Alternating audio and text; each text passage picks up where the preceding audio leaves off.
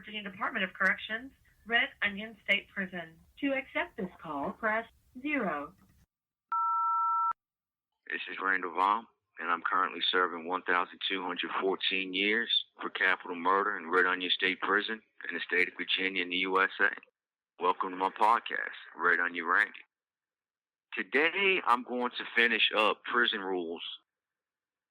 I didn't get to finish last time. I only made it up to 15, and there's 22. So today, I'm going to start with number 16 and walk you through the rest of them. Let's get to it. Prison rule number 16, practice positive self-talk. This is a very important rule, and this is one that I didn't learn until a little bit later in my life. Because when I was a teenager, when I was in my 20s and everything, I hated who I was. I hated how I looked. I hated how I was built. I just had so much hatred for who I was. And that's why I lied so much when I was a teenager, when I was in my 20s. I lied to make myself feel better. I lied to make myself look better. Because everything out of my mouth, to my internal dialogue, it was always negative. And I had to learn how to flip the script on it, how to turn around. And I started you know what, man, you're not as bad as you think you are. You're not as ugly as you think you are. You're not as short as you think you are. You're not as this as you think you are. I had to start saying good things about myself. And I started off with some of the simpler things. I'm like, okay, yeah, I'm not 6'3", but I can fight like hell though. I'm saying I might not be 6'3", 230 pounds, but I can damn sure punch like it. So little stupid things like that. You would be surprised at how much saying positive things about yourself would help.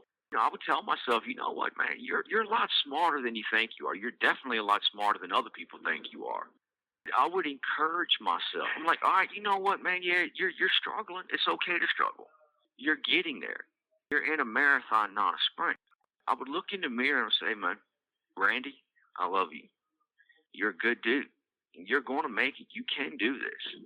Oh, you're going to go through hell to get it done, but you're going to get it done because you can do this. You're something better than your past.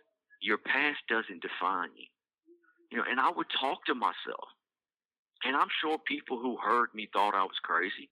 And I probably am. I've spent 31 plus years of my life in prison. So, yeah, I've got a certain amount of crazy in me.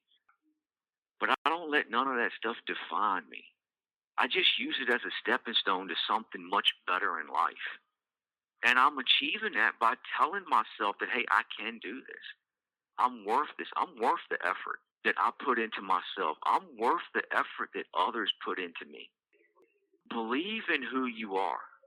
And that belief, that self-confidence, that self-esteem, it comes from saying positive things about you. There's an old saying, fake it until you make it.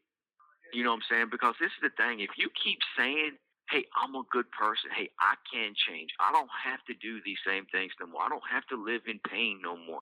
I don't have to believe the lies anymore. I don't have to tell lies to feel good about myself because I'm worthy of feeling good. I'm worthy of being happy. I'm worthy of all of these good things. If you say it long enough, it starts to become the truth. It becomes your truth. Truth is not relevant. Truth is absolute, meaning it either is true or it's not true. But this is the same. You define the truth for yourself. And I know that kind of sounds ass backwards, but I'm not talking about the truth of, oh no, hey, I didn't steal that cookie when you did. No, that's a lie.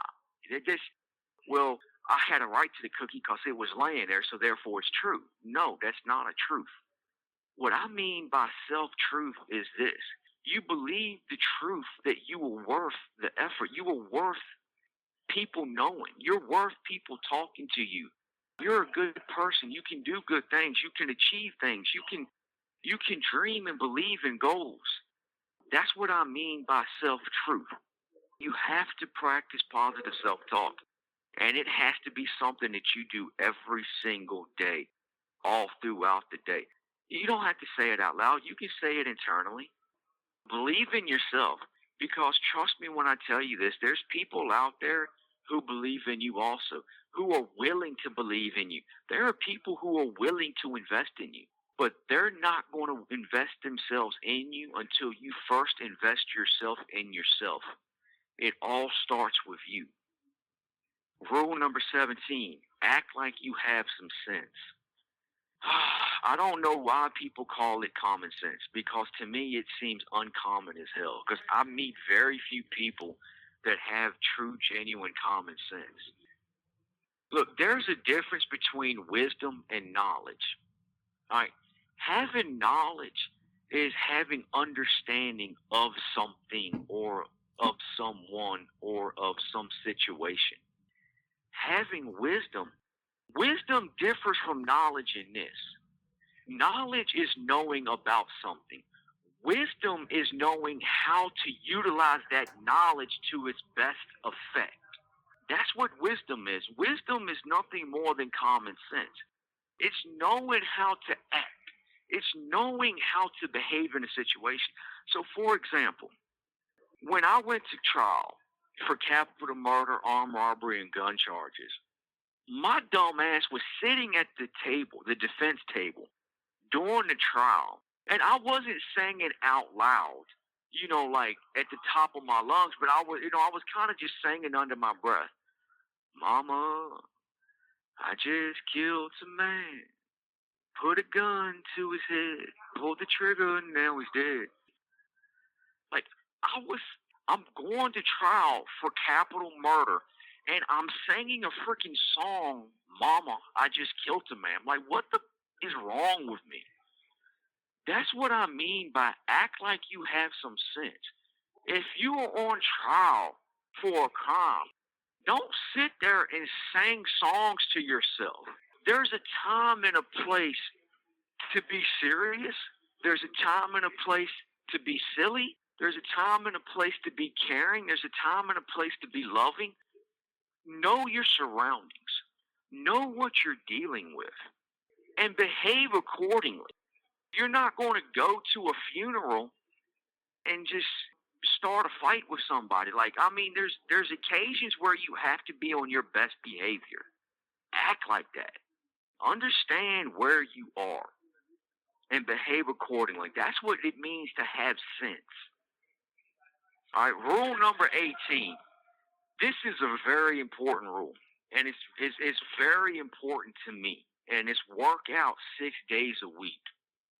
Your mood, your health is based off of your exercise regimen. Because if you lay in the bed and you just eat nothing but junk food day in and day out, first of all, you are going to be fat. You're going to have no energy. You're going to have no endurance, no stamina. You're going to have no strength. And you're going to get sick. But you have to work out. Working out relieves so much stress in your life. It helps you to deal with stuff. It gives you confidence. Let me tell you something. If you want to change things in your life, especially when it comes to your spiritual health, your mental health, your emotional health, like you want to change these things, and it seems like it's too hard for you to do. I tell guys in here all the time, I'm constantly teaching everybody that will let me teach them.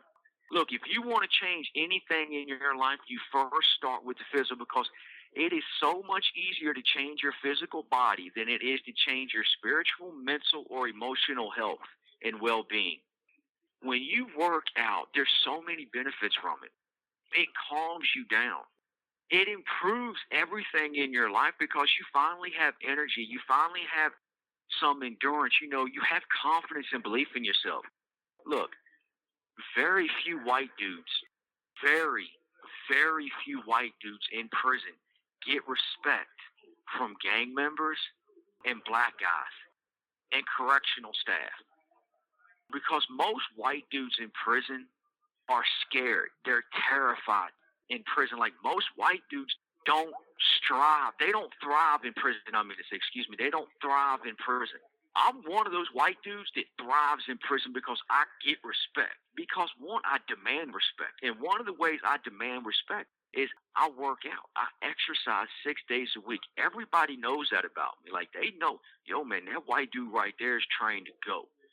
Like you're gonna have your hands full if you tangle with him because he goes and he can go for hours and hours and hours. I'm the burpee king. There are very few people in this world who can hang with me when it comes to doing burpees because I do them. I do them. I do all kinds of burpees. It helps me because people look at me and they say, okay, if I fight this guy, I'm probably going to lose. There's a damn good chance I'm going to lose. And that accords me a certain amount of respect. And it allows me to walk around the pod with confidence. It allows me to walk around with my shoulders up, with my head up. You know what I'm saying? I don't walk hunched over and all scared. I walk like I have a purpose.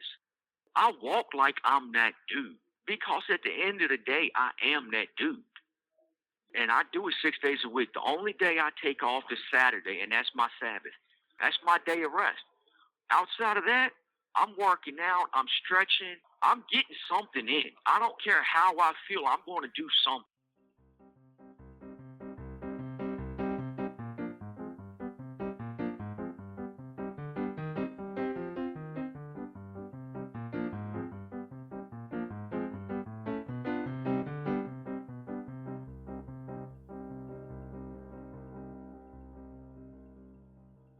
Prison rule number 18. Prison rule number 19, when you have money, buy what you need before buying what you want. The first thing I do is I pay my tithe, because I'm going to honor the Lord. That's just something I've chosen to do, and it's rewarded me time and time and time again. I'll always pay my tithe. The second thing I'll do is I'll make sure that I have enough stationery. I'll make sure that I have enough stamps on the emails, on the kiosk, so I can email my friends. I'll always make sure I have some money on the phone so I can call and talk to my friends because I need that encouragement. I need that love, that connection with other people.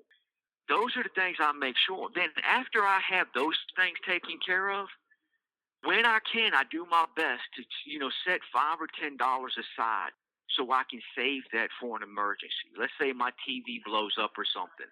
My JPay player blows up, which it did, and I have the money up there already for that. After that, I'll buy my ramen noodles. I don't eat the trays because they're horrible and there's no nutritional value because the food is either rotten or it's either undercooked or it's been cooked into mush, which is why I eat a ramen noodle for lunch, I eat another one for dinner, and around 7 or 8 o'clock at night, I'll eat a third one. I live off of ramen noodle and willpower. That's how I survive.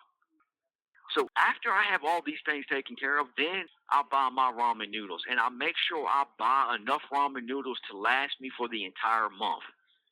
After that, I get my hygiene. And one reason why I don't put the hygiene in front of the ramen noodles is because of this. I have eczema. So I have to go to medical and get a coal tar shampoo, which I don't have to pay for that, thank God. So that allows me to be a little bit lenient on that because, I keep toothpaste and I keep deodorant and stuff because I'm the pod mechanic. I fix stingers, I make stuff, I can, repair headphones and shorts and wires and all that stuff. So that, I usually get hygiene for that and that kind of takes care of that for me. But once I've bought all the things I need, then and only then will I allow myself to buy a few things that I want, like a couple tubs of cheese. An 8-ounce tub of cheese will last me 2 weeks. I'll buy my coffee. A bag of coffee will last me a month and a half. I'll buy these little things that make my life more enjoyable. It's so good to wake up in the morning and just make you a hot cup of coffee. That's a privilege that not a lot of people in prison have. But that's a privilege that my friends can afford me. So I always make sure I budget that money because there's so many guys in here. They're buying honey buns and they're buying cookies and chips and this and that. And then 2-3 days after commissary, they're coming to me, hey man, can I get a couple of soups, man? Hey, or do you have this? Like, yeah, you're going to have to pay me back, man. This ain't a gift. You know what I'm saying? Because I'm kind of struggling myself. I can't afford to buy the things I would like to buy. Believe me, if I had money like that, where I could spend $50 a week, which is the limit on commissary, if I could spend $50 a week, oh man, I'd be buying summer sausages and protein shakes and all that stuff. I'd probably be 185 pounds right now, 3% body fat, jacked up. But I can't because I have to take care of my needs before I even think about taking care of my wants. Don't spend beyond your means. Rule number 20, be teachable. You may think you know it all, but I can guarantee you, I would literally bet my life you do not know it all. Be teachable. Wow, there's so many people in here who think they know it all. You can't talk to, you can't tell them nothing. You can't help them at all because they know it all. And that's one thing that I've learned. The more I know, the more I realize how freaking stupid I am. Because there's so much more to life. I've spent my entire life in prison. How much I don't even know how to use a computer. I might be able to figure out how to turn it on. You know what I'm saying? I mean, like, life is so full of everything. It's impossible to know it all. I mean, there's so much wonder out there. There's so much knowledge out there. There's so much to be understood out there. I mean, that's the reason this world has scientists. So that we can study and learn and figure out more and more and more about this world we live in, about ourselves and who we are. And knowledge it's a never-ending fountain of understanding. Like, it's incredible. So if you don't know it all, why are you going to act like you do and refuse to be teachable? Don't be that dude. Don't be that douchebag that thinks they know it all and acts like they do. Because there's so many guys in prison, especially young guys, that they swear up and down they know it all. I see it in here all the time. I mean, I've had conversations after conversations with guys, and I'll try to talk to them, and I can literally see it just not even going through one ear and out the other. It just bounces off some invisible force field around them. Like, they're not hearing it at all because in their minds, they know it all. And when you know it all, you have nothing left to live for. What's there to live for if you know it all? People, I am guilty of this myself. That's why I have the prison rule. That's why it's number 20 on my list. Because for a long time, I did thought I knew it all. You know, I mean, I was like, man, there's nothing you can teach me about prison. I know everything there is about prison. Yeah, I'm finding out that that's not true. There is so much in life that we don't understand and we don't know.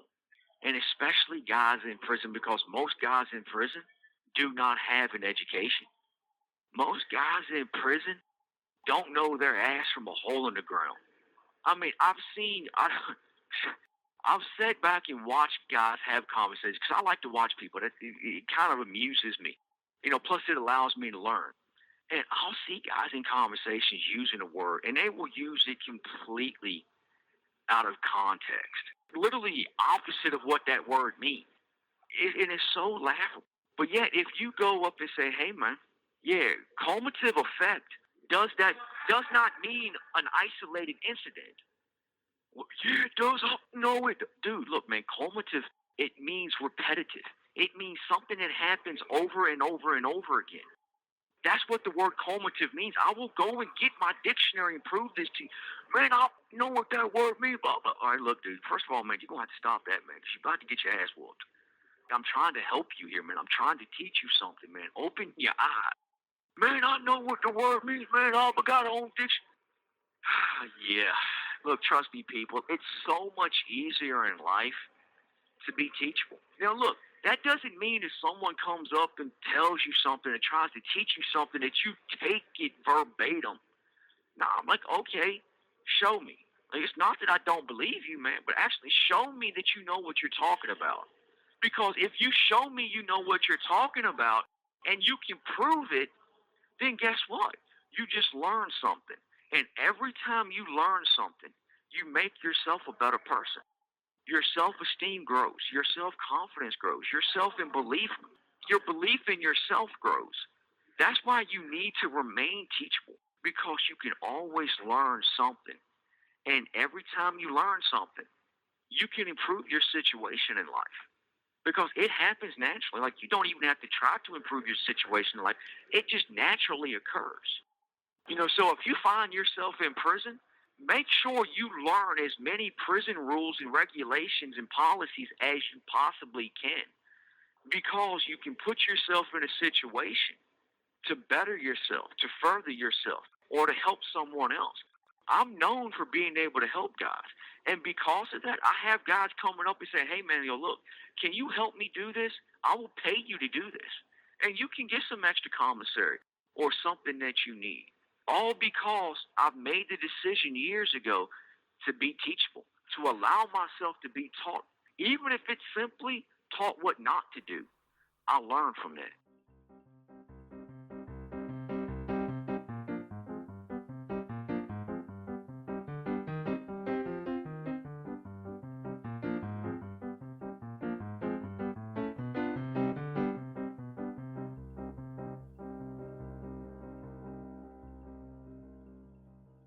Prison rule number 21.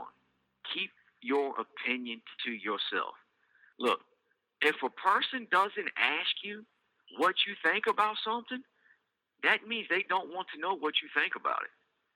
Forcing your opinion on someone is a good way to get your teeth knocked out. And there's a lot of dudes in here that are immature. Matter of fact, I had an incident on the rec yard yesterday when I went outside. I was working out.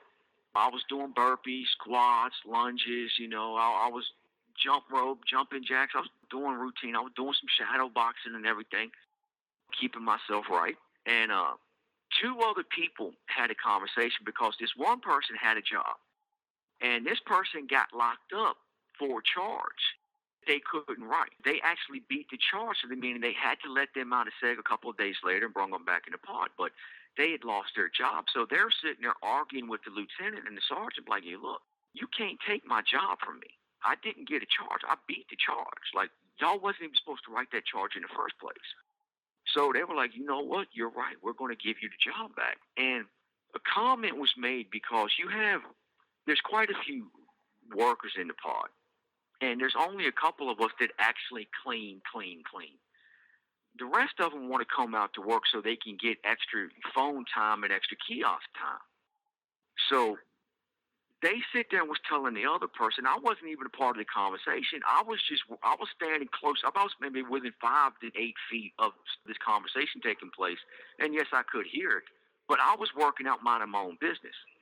So this person said, yeah, look, the lieutenant told me that they're tired of getting tights, saying that people aren't cleaning. You know what I'm saying? So he's about to come in and fire a bunch of people from the jobs. And I made the comment, hey, look, yeah, he can't be talking about me. Because one thing for sure and two things for certain, I scrub the heck out them showers. Because I got OCD when it comes to that. They were like, yeah, we know that. I just went on about my business. Matter of fact, I actually started sprinting laps. And then I was down there talking to a dude named Dennis, and I was talking to Filipino, which is Lars from the documentary. He was on the other side of the yard. We kind of stopped and spoke together for a few minutes.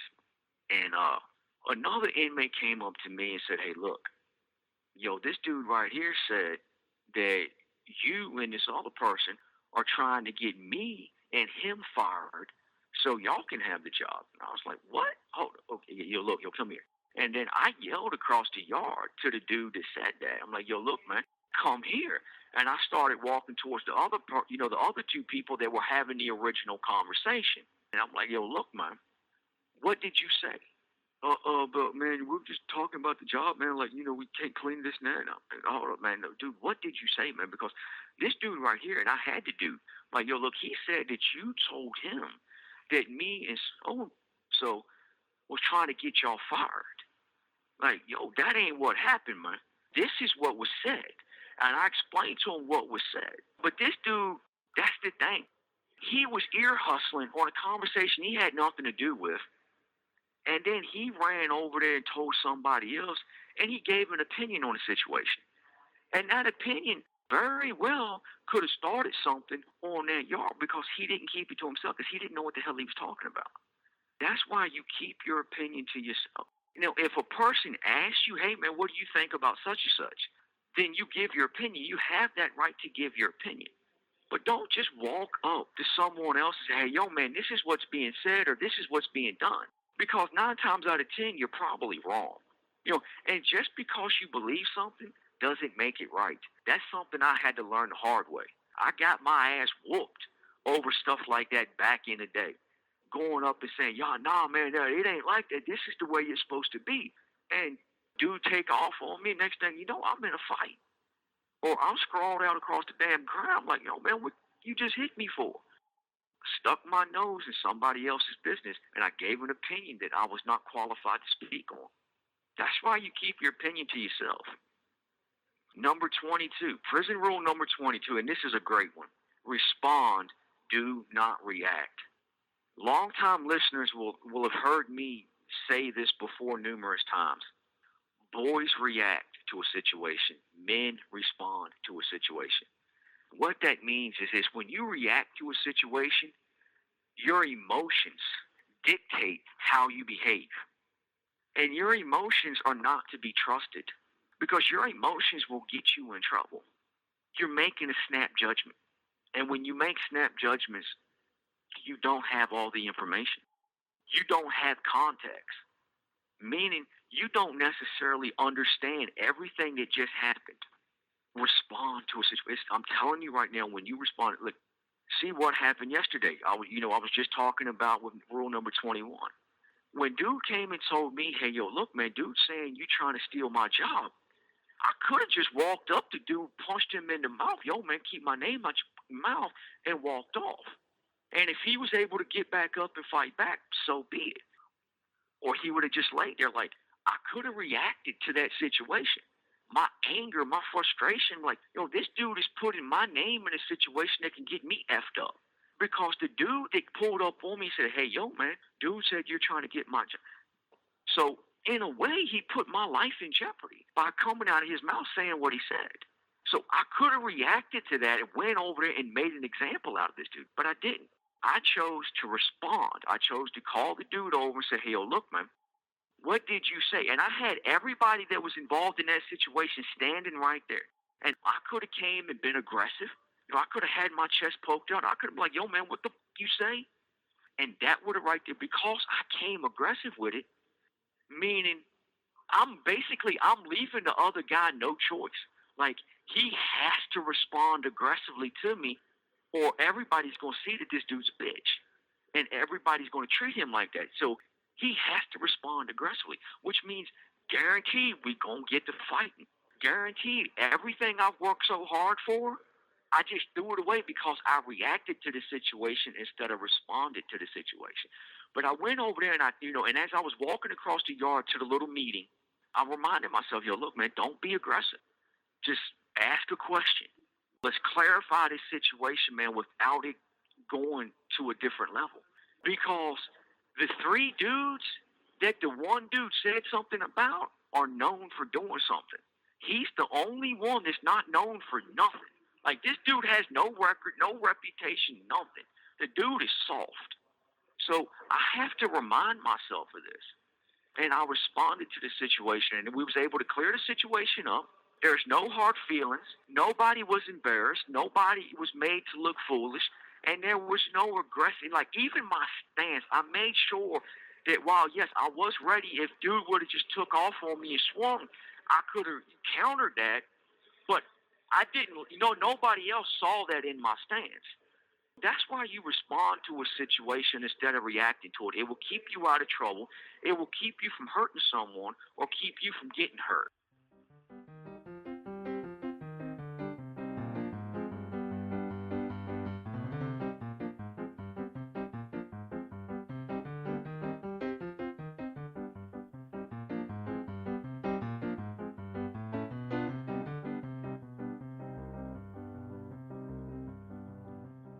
These are my prison rules. I hope you start to live by them, because whether you're in prison, whether you're on the street, whether you know someone in prison, you can send these rules to them.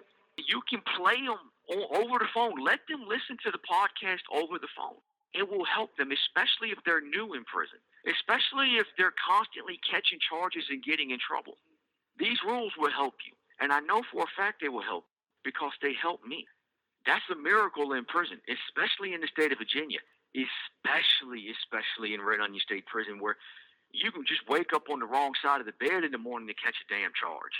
Do everything in your power to change your life. Do everything in your power to change your circumstances, to turn the negative into positive. Look, believe in yourself, because I do, because I've learned how to believe in myself. And as soon as I learned how to believe in myself, my life started changing and positive things started happening. And I started meeting good people. I started meeting positive people who are willing to invest in me, who are willing to invest in my future, to invest in what I'm doing. And it's changing people's lives. I know that because people write into my website all the time and say, hey, man, just listening to this helped me. I'm not going to say no names, but I literally just met someone who was in training to become a serial killer. And he told me, man, dude, your podcast has helped me. How can I help you, man? You helped me. You helped save me from something, from the anger and hurt and the pain in my life. You helped save me from that. Man, you're encouraging me. You're helping me to believe in myself, man. How can I give back to you? And now me and this dude are writing one another. We're talking to one another. You know what I'm saying? And he's a good dude. He's got a lot to offer. I mean, the dude truly has a lot to offer. Like, he's younger than me, but I'm impressed by this dude. I'm impressed by his discipline. I'm impressed by his courage to say, you know what, man, I almost ducked. And I'm not going to do that. I'm going to change. Yeah, I got to make some changes, man. Yeah, I have to be more empathetic. I have to be more caring and loving towards people. This dude was brave enough to see where he went wrong. And then he was brave enough to reach out to me and share this with me. And then it's like, hey, man, can I help you? Like, you help me, man, let me help you now. So people, believe in yourself, because you never know the impact you may have on someone else. You have 1 minute remaining. And let's say this dude would have went and done what he would have done. It would have not only affected his life and his family's life, but it would have affected hundreds, if not thousands of others. But my time is up. This has been Red Onion Randy. I hope you enjoyed listening to me today. I hope you follow my prison rules. I hope they help you. Take care. Stay safe.